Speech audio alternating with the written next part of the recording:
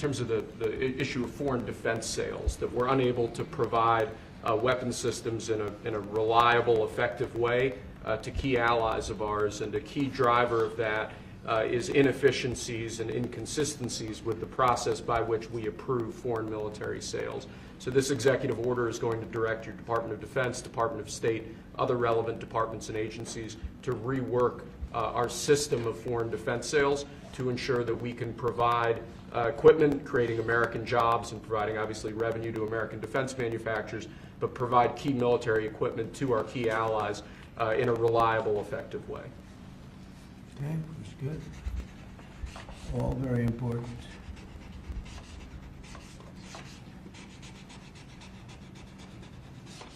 Okay?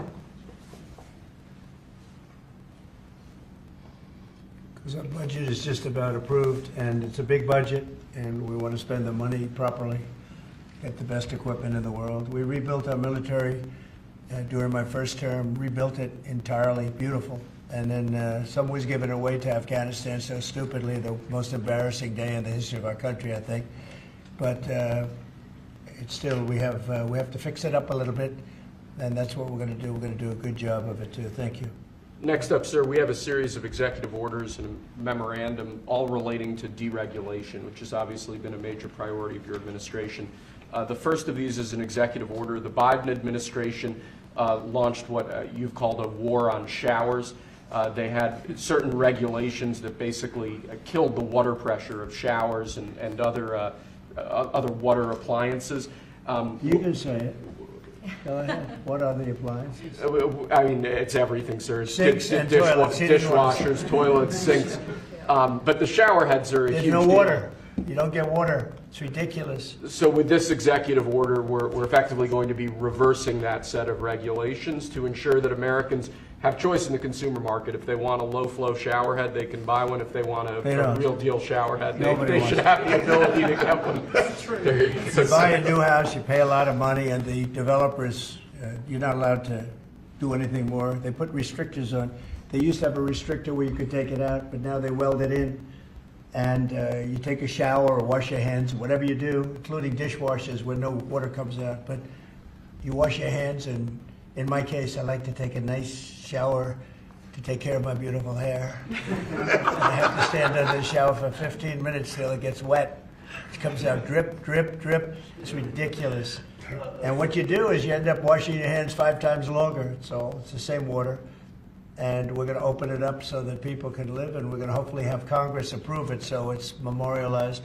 We're going to try and get all of these things, including straws, a little thing like straws. We did straws a month ago, where the paper straws were melting, they were dissolving, they weren't working well, and we went back to the plastic straws. We're going to get Congress to memorialize just about everything we've done here, because most of it's common sense. But the water is horrible. When you go into anytime you see a new faucet, you know it's going to be a long wash of the hands. And so we're changing. It's a big deal. I did it in the first administration. Biden came in his first week, and he had no idea what he was doing, but somebody told him to do it. In his first week, he put the restrictions on all the bathroom utilities. Even in areas that have so much water, they don't know what to do with it. You see those areas all the time with the flooding. So we're doing that, and we're going to get all of the things that you've seen. I think we set a record. We're up to almost 200 and 500 amendments. Nobody's ever done that much. We're going to get them approved by Congress so they're memorialized. And we look forward to doing that. Very important. And Congress is going to start working on it as soon as we get the big, beautiful deal done. The big, beautiful deal is important. The biggest tax cuts in the history of our country, that's important.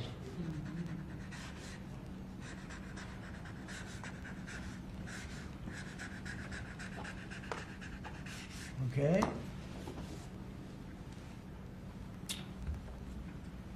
Okay, is that okay? Good. It's a 10. You think a good shower. It's amazing. We rate the signatures. That was a 10, that's why I should. This is another executive order relating to deregulation, sir. There are a lot of regulations on the books that either promote monopoly directly or prevent new market entrants from entering into a given market. The net effect of that is very negative for consumers. So what this executive order is going to do is direct your departments and agencies to work with the FTC, with the Attorney General, with the Department of Justice, to ensure that the regulations we have on the books don't function as anti-competitive barriers to new market entrants. The net effect of all of that is going to hopefully be market forces that redound to the benefit of consumers and ordinary Americans as opposed to monopolistic businesses. I said yesterday, he was a great, great student at Harvard before it went bad. It's gone really bad. Now they're teaching their students mathematics, basic mathematics. Can you believe it? So what does that mean? They're allowing people in that can't add 2 and 2? What's going on at Harvard? I went to law school there, sir, and it was pretty liberal when I was there, but it's gone way off the deep end in recent years. I don't know if you read that. They're teaching them basic mathematics, people that got accepted to Harvard. How come they got accepted if they don't have mathematics? And we're holding back $8 billion. Can we believe? We give Harvard $8 billion. And we're holding back Columbia. We're holding back a lot of the schools because they were woke. And they've hurt a lot of people. Okay? Thank you. Thank you, sir. Okay. There are a large number of regulations on the books. These are regulations that are currently in effect that we believe blatantly violate the law, blatantly violate Supreme Court precedent that otherwise are just blatantly illegal. So what this presidential memorandum does basically just directs the heads of your departments and agencies to follow the law and to cease enforcing regulations that are blatantly illegal or unconstitutional. It's a big deal.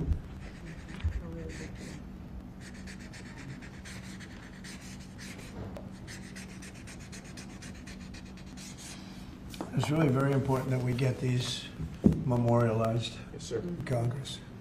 Very important for the long haul, right? Yes, sir. This is the last of our deregulatory EOs for the day. This is zero-based regulatory budgeting. The idea here is that over time, regulations accumulate on the books and in the Federal Register, and people aren't taking a close, detailed look at what's on the books and clearing them out as times change or as regulations become dated or ineffective. What this executive order is going to require is each of your departments and agencies to scrutinize on a continuing rolling basis all of the regulations they actually have on the books and sunset those that either no longer serve a purpose or the departments and agencies can't identify a specific reason for keeping them active. Okay.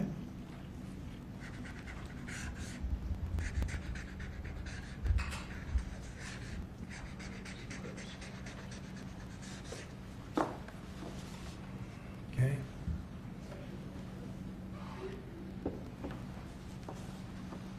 Thank you, sir.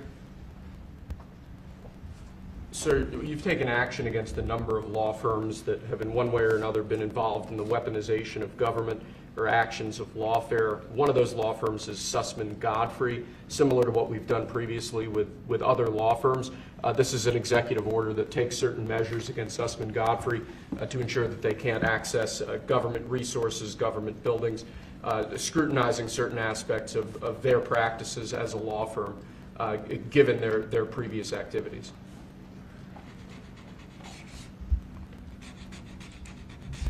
And we signed with many law firms, the ones that we thought were inappropriate, and they've all agreed to pay $100 million.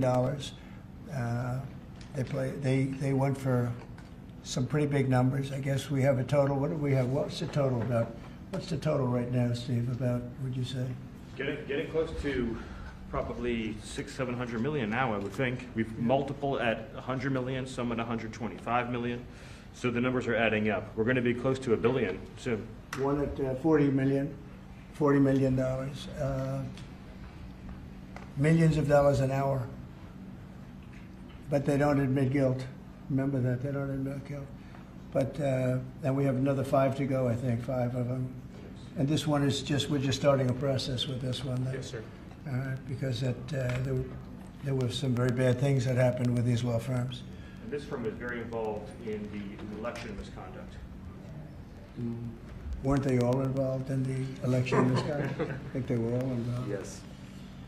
Anyway, so they went from $40 million to $125 million, and most of them are at about $100 million, right? All right.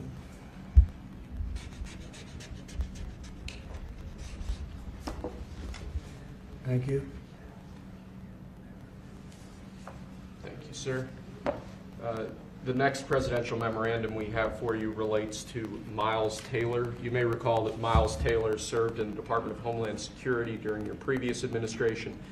In his capacity with the Department of Homeland Security, he leaked classified information. He wrote a book under the pseudonym Anonymous, making outrageous claims both about your administration and about others in it.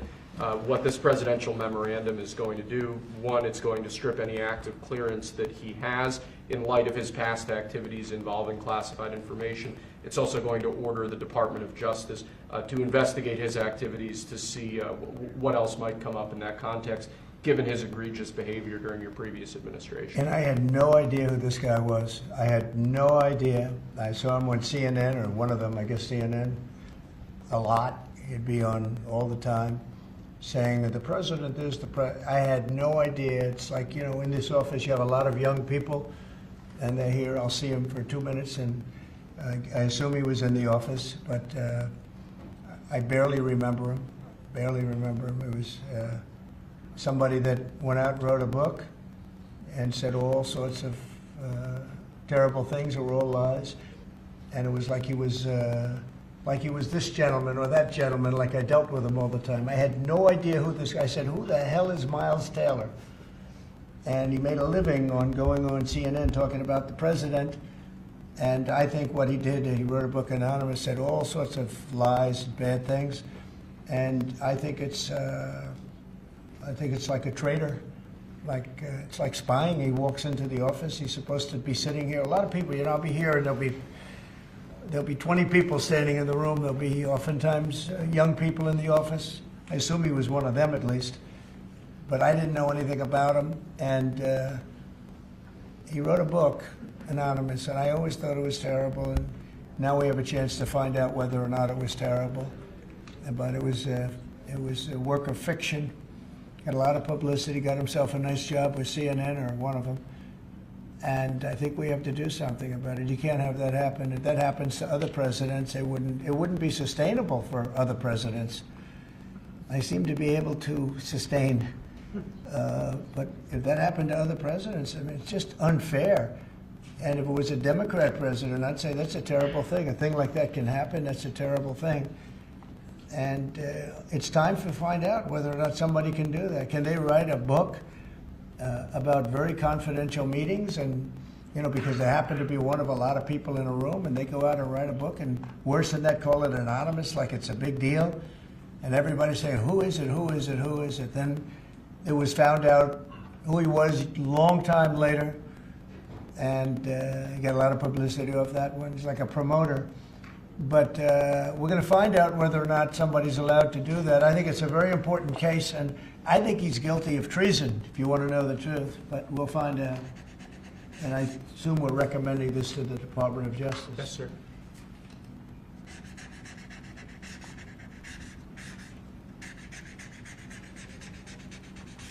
Okay, good. Terrible guy. Similarly, sir, Christopher Krebs, the former head of CISA. This is a man who weaponized his position against free speech in the election context, in the context of COVID-19. This is it's a similar presidential memorandum to the one you just signed. It addresses his access to government, existing clearances he might have, and further instructs your Department of Justice, other aspects of your government, to investigate some of the malign acts that he participated in while he was still head of CISA. This is another one. I don't know that I met him. I'm sure I met him, but I didn't know him. And he came out right after the election, which was a rigged election, a badly rigged election. We did phenomenally in that election. Look what happened to our country because of it. Open borders, millions of people coming into our country. Russia and Ukraine, that would have never happened. October 7th would have never happened. Afghanistan, the way that they withdrew with 13 dead, but so many killed, actually. I mean, so many killed outside of the 13 soldiers, hundreds of people killed. And maybe, I don't know, never mentioned, but I mentioned it, 42 or 43 people so badly injured, the legs, the arms, blown off, the face. And this is all because of an incompetent group of people that preceded us, and that would have never happened. And this guy Krebs was saying, oh, the election was great, it was great. Well, it's been proven that it was not only not great. When you look at all these lawyers and law firms that are signing, giving us hundreds of millions of dollars, it was proven by so many different ways in so many different forms, from the legislatures not approving to the 51 intelligence agents that worked from all of the different scamming operations. It was a very corrupt election. They used COVID to cheat. And we're going to find out about this guy too, because this guy's a wise guy. He said, we've been proved this is the most secure election in the history of our country. No, this was a disaster. And frankly, we should go to paper ballots, same-day voting, voter ID, and one other thing, a vote, you should get a little certificate that says you're a citizen of our country. You get a citizen piece of paper that says you're a citizen before you can vote. But you want voter ID and you want paper ballots, and you really want same-day voting. If you don't have same-day voting, they decide to change the air conditioner. Oh, we're fixing the air conditioner. Let's move all these boxes. We'll bring them back in a few days, and then they don't bring back those boxes. We're going to have safe elections. We have to have borders. Ideally, we have to have a free press, which we don't have. We don't have a free press. We have a very dishonest press. This is an honor. We're going to find out whether or not he was right. This was a disgraceful election, and this guy sat back saying, well, I'm a member, or like he's a Republican or something, and almost right from the beginning. And he's tried to make the case that this election was a safe election. I think he said, this is the safest election we've ever had. And yet, every day you read in the papers about more and more fraud that's discovered. He's the fraud. He's a disgrace. So we'll find out whether or not it was a safe election. And if it wasn't, he's got a big price to pay. And he's a bad guy. There's another one. I have no idea who he is. Krebs. I have no idea who he is. I'm sure he was in the room at some point, just like you're all in the room, but I have no idea who he was. So thank you very much. Those last two are very important, I think, for the country. Thank you, sir. And lastly, we just have 3 proclamations. These are the sorts of things that most presidents use an auto pen for. You obviously don't like using the auto pen much, if at all. The first of these is National Former Prisoner of War Recognition Day. This is one that you did in each of, I believe, each of the previous years of your previous administration, recognizes former prisoners of war. More generally, this proclamation is written to acknowledge the great steps you've made both in this administration and your previous administration on behalf of veterans, homeless veterans, others who've suffered in that way, and basically stating that it's a priority of your administration to ensure that veterans and homeless veterans are cared for properly. Good. And you know what, they ought to find out who was using that auto pen, because whoever that person was, he or she was like the President of the United States, and I'm against auto pens. I think auto pens are not a good thing, especially when you're talking about documents like we're signing today. If he can't sign, then he can't be president. It's pretty simple. Let's see whether or not he could sign. But I think that should be tested. I really think that should be tested. It's another one. And you may think about it, because how can a man that, did he really know that when they gave all false information on the council, I mean, the whole unselect committee of political lunatics, they destroyed all the information. You can't get any information. They went for like a year and a half, almost 2 years, screaming and ranting and raving. Democrats plus 2 worse than Democrats. You had Cheney, Liz Cheney, and crying Adam Kinzinger. Crying Adam. Every time I looked at him, he was crying. The guy was a crier. But You can't do that. You just can't do that. So we're going to find out a lot. I think we're going to find out a lot. These last 3 or 4 have been they've been very, very interesting. We'll see what happens. Sir. But I don't think a president should be allowed to use an auto pen when they're signing very, important legislation. I think a president should sign it, not use an auto pen. And we're going to find out whether or not he knew what the hell he was doing. I'm sure at this point he'll say, I signed it. They'll tell him what to say. But to give pardons to people that destroyed all the information. If you destroyed information on a civil case, just a civil case, not a criminal case, a civil case, they put you in jail for that. And they found out that Pelosi was the one that was in charge of the security of the Capitol, and she knew all about it, and she admitted her guilt to her daughter, who was a movie documentary person. I'm sure her daughter's not too happy about that. I'm sure Crazy Nancy's not too happy. But we found out all the things, everything. And we go for the information. Sir, we've destroyed all of that information. If I haven't destroyed it, I wouldn't be sitting here right now. I guarantee you that. I'd be sitting someplace else. So I think it's something that we should really look at, because that's so important. The whole concept of an auto pen, because whoever's, auto pens are run by somebody. Whoever ran the auto pen was president of the United States. And I would be willing to bet that Biden didn't know, probably didn't know anything about any of it. Very dangerous, very dangerous. So you're going to check that out, right? Yes, please? sir. We're working on it right now, sir. This is just another proclamation, sir, declaring National Crime Victims' Rights Week.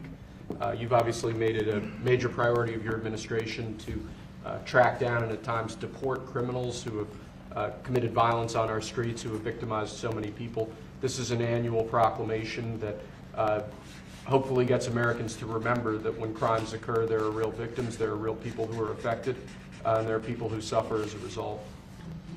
Okay, it's very important. Thank you. I just want to add, so we're working very hard with Democrats, the governor, with Matt Hall, with a lot of transportation, Sean, and all of the people trying to keep Selfridge Air Force Base open, strong, thriving, and I think we're going to be successful, Governor. I think we'll be very successful at that. We've gotten some good feedback from Pete Hegseth and Department of Defense, and they're talking about F-16s, they're talking about F-35s, et cetera. It's a great piece of property, it's a great location, and it's a great state. So I think we're going to come back with a very good answer. We're also working on a certain fish that's taken over a beautiful lake called Michigan, right? And that's a tough one. That's a tough one. It's very. Do you want to just talk about that? Sure, Mr. President. Yeah. First of all, I want to thank you for caring so much about Michigan. We've been working a long time. We couldn't get Joe Biden to do anything about either one of these issues, particularly Selfridge Air Force Base. It'll be critical to Michigan's economy and our security when you're able to deliver us another mission there. But on the Asian carp, for years, when Obama was there, we could never get anyone to do anything about this invasive species that's going to destroy our Great Lakes. You know how important recreational fishing and so much of that is to our state. Because of your work, we're hopeful that we'll get a solution there and we'll get that barrier built so we can protect our Great Lakes. So thank you, Mr. President. And they're very powerful fish. I mean, I see them, they jump out of the water, they jump at the fishermen. I mean, I've never seen anything like it. And has this gotten into any of the other lakes yet? Because you would think it would be pretty easy because they're all sort of connected. Governor? It's why we're working so hard to make sure that, we work with the Army Corps and erect a barrier so that the Asian carp can't get into Lake Michigan. It'll devastate the ecosystem, the economy, tourism, and it's 20% of the world's fresh water is in the Great Lakes, Mr. President, which is why it's so important that as a nation we protect the pristine waters. Yep. And, all of a sudden, I assume the lakes are all interconnected, right? Yeah. So at some point they're going to be in the other lakes. And so we're going to work hard on that. I spoke with the Army Corps of Engineers, and they have a method. It's a pretty gruesome method, but it's a method. And I think they know what to do. So we're going to work on that very hard. And thank you, Governor, very much. sort of a bipartisan thing when you get right down to it. Yep. It's a very expensive thing, actually, costs a lot. I looked at the numbers, I said, well, but we have to save Lake Michigan because these fish, they eat everything in the way, including the other fish. They eat everything. Are people endangered by the fish? I think I mean, they're going to eat all the fish there. We won't be able to fish anymore, and that's a big deal in Lake Michigan. There's a lot of fishing, recreation, so it's going to be a problem there. But you're right, it's bipartisan, sir, but you're the one taking action on these issues. We couldn't get Biden to do it on Selfridge. This thing has been delayed for, 15 years where we were trying to do it. It started under Obama where we were trying to do it. He wouldn't do anything about it. So we appreciate you paying so much attention to this and taking action, Well, sir. I would, and the governor, in all fairness, called me about it. I had seen it, and she called me, and John James called me. And, we spoke with your office, and it's, I want to put that down. Really is bipartisan. It's great to see it, actually. It's great to see that, and that includes Selfridge too. And we're going to get it done, and we'll all stand there together and cut a ribbon. Okay? Gretchen, good. That's good. Thank you very much. I'm glad you brought it up, and I'm glad you brought it up, Matt. Appreciate it. And I know you two get along pretty well, right? About 70% of the time, which is pretty good. I think you do. All right, good. We'll have something to celebrate pretty soon. So pretty sure about that. Okay? Thank you, Gretchen, very much. Okay, do you have any questions? Mr. President, where does the TikTok deal stand, given what we've seen, the tariffs Well, to it's moving China? along, but obviously I would say right now China's not exactly thrilled about signing it. We have a deal with some very good people, some very rich companies that would do a great job with it, but we're going to have to wait to see what's going to happen with China. So, Mr. President, still on the no, it's on the table very much. I think China's going to want to do it, actually. Mr. President, Can you explain more of what you believe is the end game with China? Are you waiting for President Xi to blink? How do you think this is all going to be resolved? Look, for years we've been ripped off and taken advantage of by China and others, in all fairness, but by China, that's the big one. And it's just one of those things. We're making $2 billion a day right now, this country. $2 billion a day with tariffs. And they were making $2 billion a day. We'll be making more. Now when you see what happened today, I don't know if it's still there. I looked an hour ago, but we were up like close to 3,000 points. Nobody's ever seen a day like that. I think that's a record, isn't it, fellas? Definitely. Is that a record? Who would have thought we were going to have a record like that after watching? But because the geniuses of the world, they get it. Our country is very strong. We were left a very, very weakened country, both economically, financially, because of all of the tariffs and all of the other companies just raiding us and ripping us off, and also at the border where 21 million people were allowed to come in. Many of those people were criminals. And but the people that do this for a living, some of them are very smart and some of them aren't smart at all. But these guys are very smart, and my group is very smart. My whole group is smart. And you've done so amazing on the border. I read the other day that there were 9 people and hundreds of thousands 2 years ago with Biden, and we had 9. We had it down to 9, and they were all let in for medical reasons. They were in bad shape. We let them in for medical reasons, not even for anything else. So you've been amazing. But that's a big thing. I think it's one of the greatest problems that I've never seen anything like it. Open borders. The whole world was emptied out. Prisons from all over the world, from the Congo in Africa, from Africa to Asia, a lot in South America, but it wasn't just South America. Prisons emptied out. And I said it outside with the drivers before, but El Salvador has been amazing, a job that the president's done. He's coming to see me next week, and we look forward to that. But that's really been amazing. Yes? Mr. President, the EU also announced increases in tariffs today. Why not That's treat... bad timing for them. That's bad timing. Why not They treat said, government They didn't put them in. No, they threatened Oh, them, I but they think picked a later date, which our expectation is it's going to be later still. Okay, good. I'm glad that they held back. You said you were watching the market. If this was the strategy all along to bring them to the table, why did you instruct or advise, or maybe they did it on their own, some of your top aides to say this is not a negotiation, to hold the line, that they were going to hold the line, that you were not going to change Well, your a lot mind? of times it's not a negotiation until it is, and that happens. And, I said outside that you have to have flexibility to do it right, and that's what we have.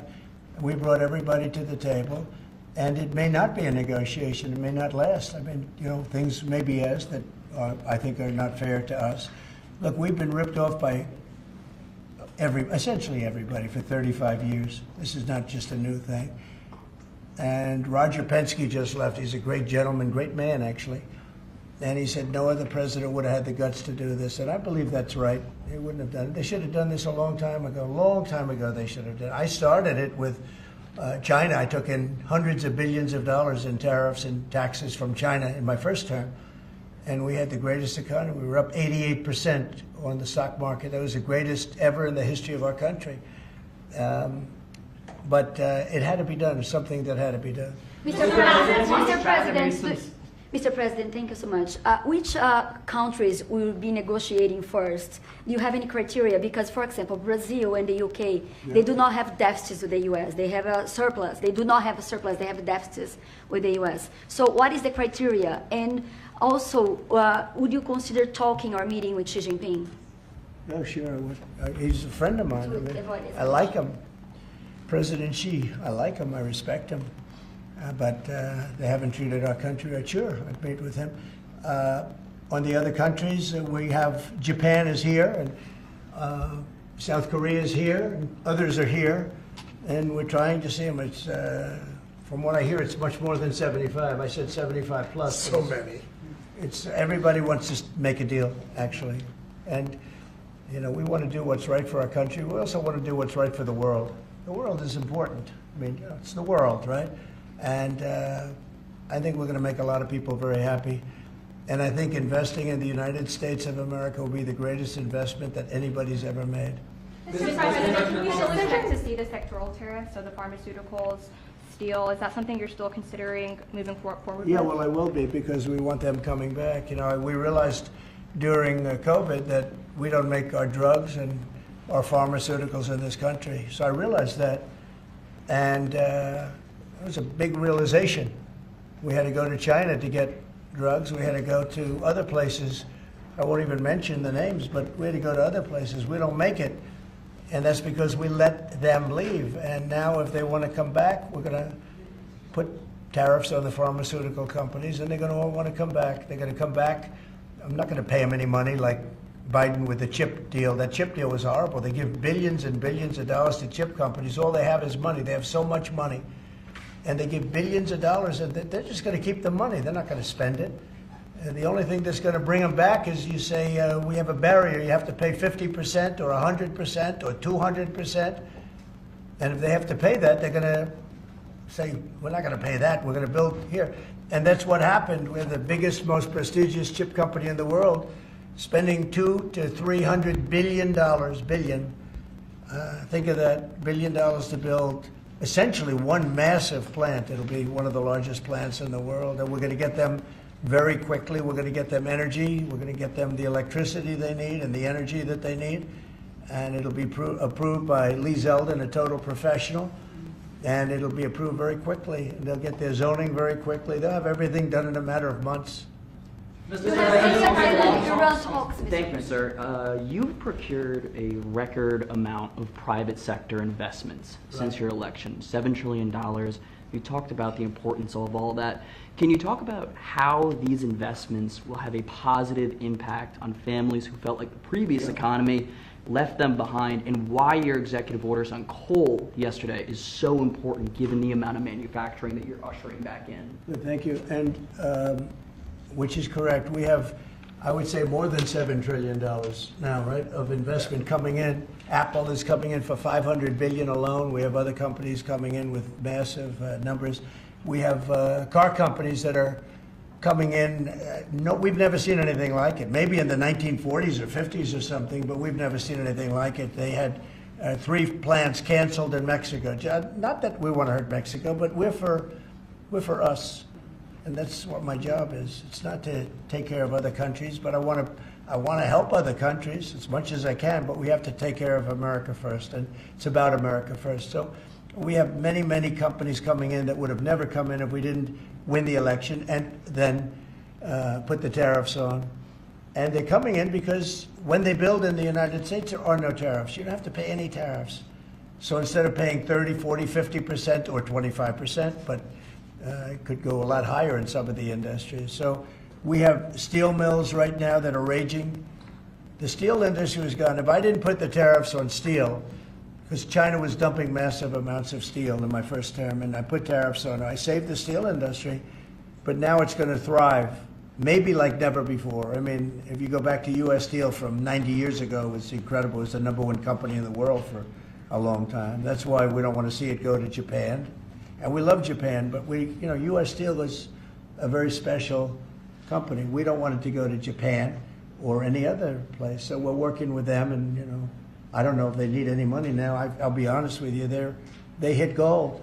They hit gold because if you look at it, they have such orders for steel now. It's incredible. What's going on in our country is incredible with respect to plants. So we lost 90,000 plants and factories from the beginning of NAFTA, the worst trade deal ever made in the history of this world, but certainly in the history of trade. There's never been a worse trade deal. We were able to cancel that. We had to get approval from Congress. It was like a disastrous curse because you had to go to Congress to get it terminated. You couldn't just terminate it because it was a bad deal.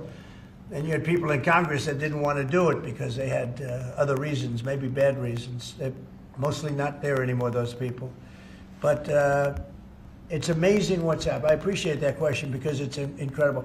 I don't think we've ever seen anything like it. $7 trillion, and it's much more than that because these are places that we know. $7 trillion is unheard of. I never looked at the Biden numbers, but you could go a whole year, and it was peanuts. Everybody was leaving. They weren't coming in; they were leaving, and that means jobs are leaving.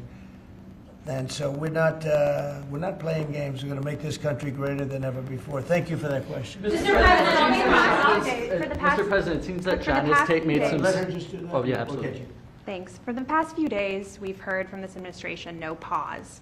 Was this idea of doing a pause, did that just come about this morning? Can you tell us exactly what came into consideration for you and your advisors? For a period of time, I wouldn't say this morning. Over the last few days, I've been thinking about it. I've been dealing with Scott, with Howard, with some other people that are very professional. And I think it probably came together early this morning, fairly early this morning. Just wrote it up. We didn't have the use of, we didn't have access to lawyers, or we just wrote it up from our hearts, right? It was written from the heart. And I think it was well written too, but it was written from the heart. It was written as something that I think was very positive for the world and for us. And we don't want to hurt countries that don't need to be hurt. And they all want to negotiate. The only problem is, you can only do so many at one time. It's like, we want to do it right. We want to get it right. We want to take care of them, but we have to take care of our country. So, but this was something certainly we've been talking about for a period of time, and we decided to pull the trigger. And we did it today, and we're happy about it. I didn't know it would have that kind of an impact, but it's, I think we have the biggest increase in the history of the stock market. That's pretty good. You're almost, if you keep going, you're going to be back to where it was 4 weeks ago. But it was a sick market 4 weeks ago, because this trade was sick. It was only a question of time. I don't blame the tariffs. I think the tariffs just sort of magnified what was happening. It was sick. Biden allowed these people to get away with murder. Biden allowed China to just take advantage of us. We had like $1 trillion deficit with China, $1 trillion deficit. So that was going to only be a matter of time. I think the tariffs brought it out faster, and they magnified the problem. But I think this was a problem that existed far beyond tariffs. This was a systemic problem, and we're going to cure that problem. And maybe to a large extent we have, because we've revealed it. and we've revealed it very strongly. Yes, sir, please. Thank you, Mr. President. So it seems China's made some serious missteps here in these negotiations, and Secretary Besson said earlier you may have goaded them into a tough position here. I'm wondering, are you in a way putting together a coalition against China in terms of trade here? No.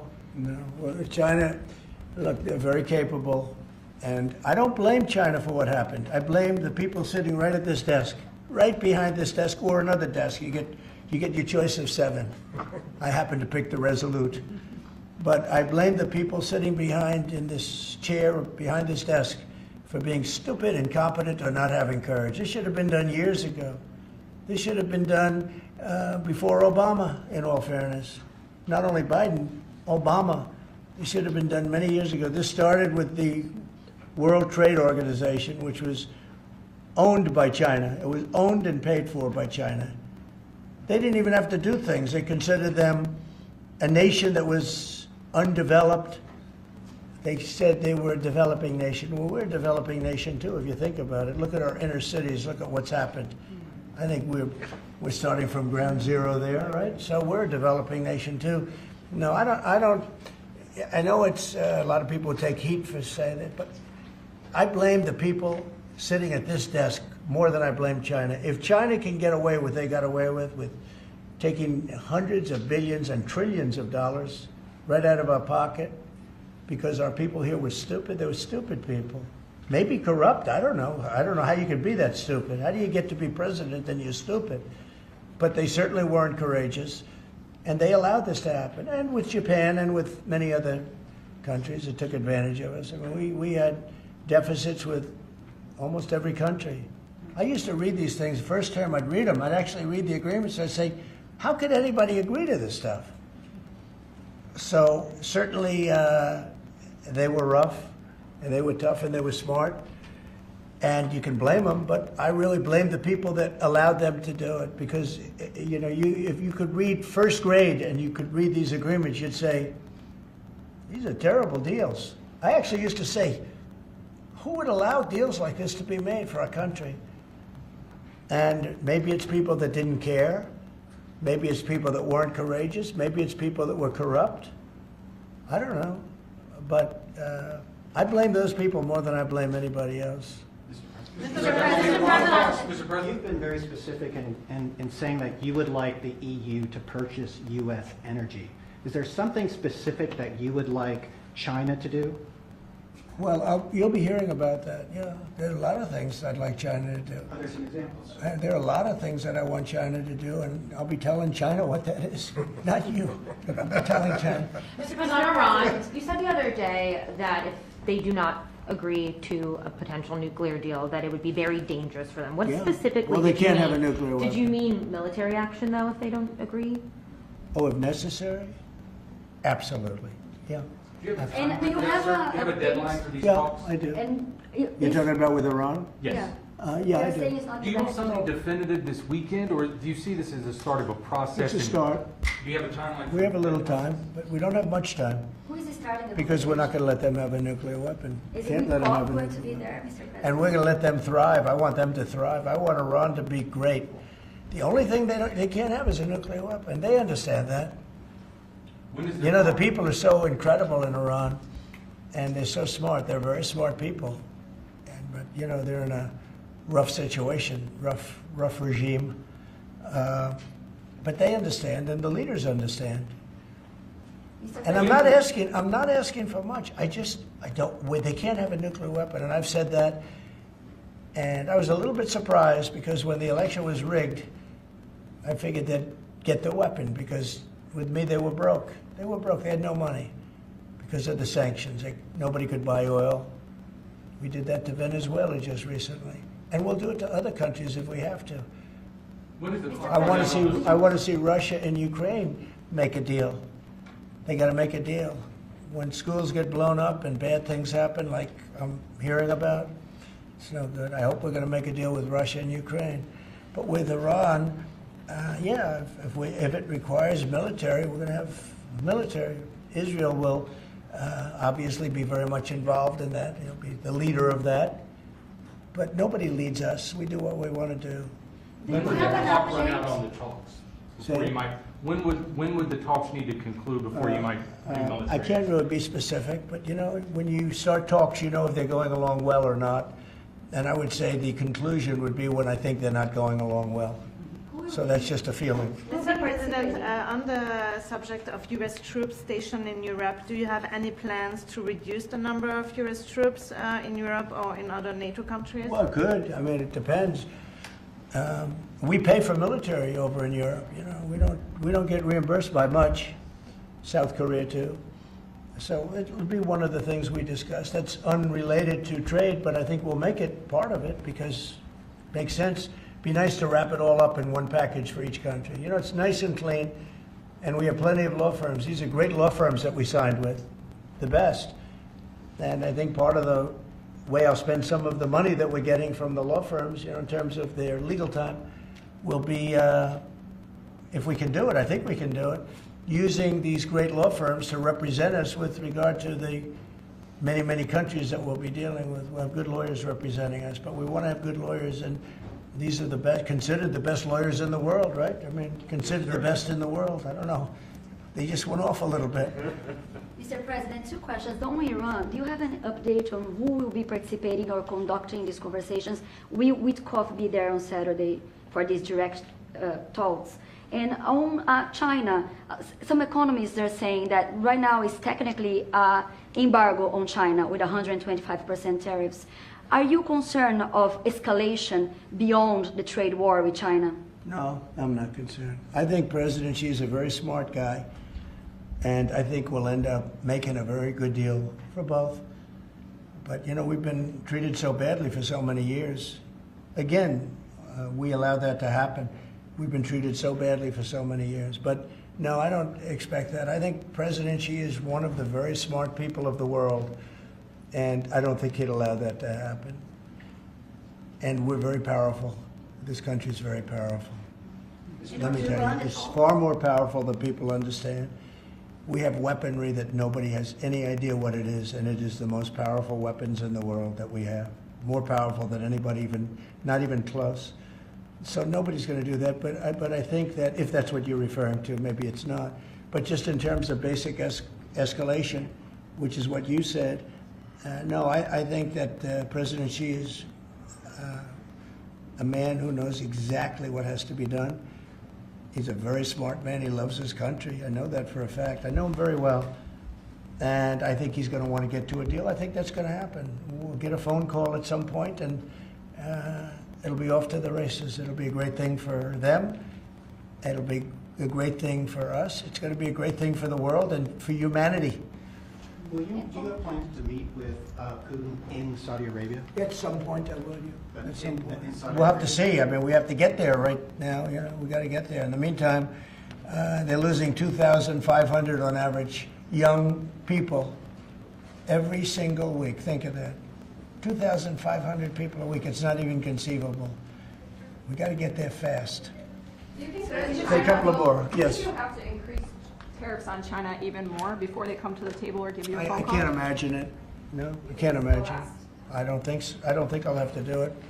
I don't think we'll have to do it more. We calculated it very carefully. By the way, you know, when you hear 100, a lot of people charge much more than that. Canada charges much more than that to our farmers, our dairy farmers. Many people charge much more than 100 or 125 in this case. But I don't, you know, it's still a significant number. I don't see that again. On the investigations. Yeah, please. Yeah, Mr. President. So do you think some of your tariff critics would prefer, you know, to see the United States go through turmoil than to actually see it succeed just because they are your policies? You mean just leave the tariffs the way they are now and just relax, right? Some Yeah. people have said that. Look, again, we're making, it'll be soon, much more than $2 billion a day. That's not the worst thing that I've ever heard. So, yeah, some people say that. But, you know, we look at the other side, too. I think as the United States, we have an obligation to look also at the other side. We want what's good for everyone. I mean, it's America first, but we also want to make sure there's a world that can live and live happily and all of that. And so you know, this is the way I look. No, but there are people that say, look, where we are now, I've been in worse positions in my life than making $2 billion a day plus, right? It's really plus. Thank you very much, everybody. Thank you, Press. Thank you, Press. Head it out. Thank you very much. The markets are what really changed your mind when it came to The markets right now are extremely good. Thank you. Thank you, Press. Thank you. Head it out. Thanks, guys. Here, this way. All right, this way. Thank you. Keep going. Keep going. Thank you. Thank you very much. Thank you, Press.